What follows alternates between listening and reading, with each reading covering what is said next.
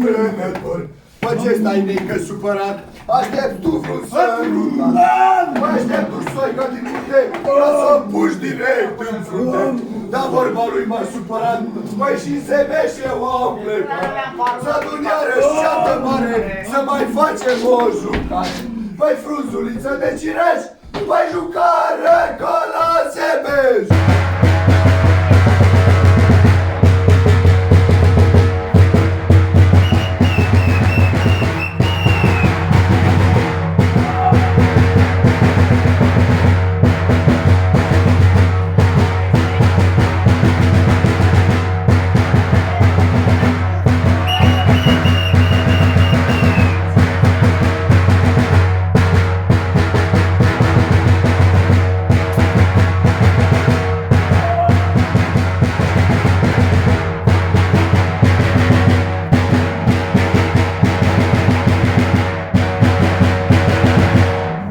Frunzuliță merei copii, dar ce-a trecut anul, măi frate?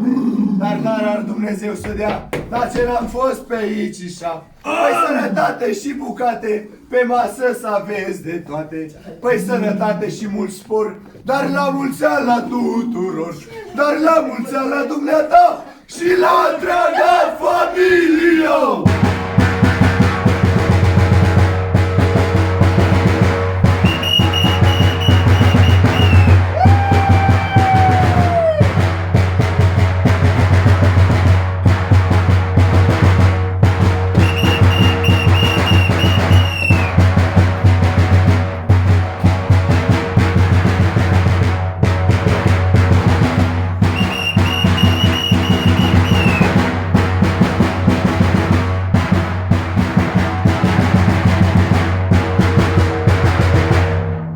Un an nou fericit cu multe împliniri și realizări.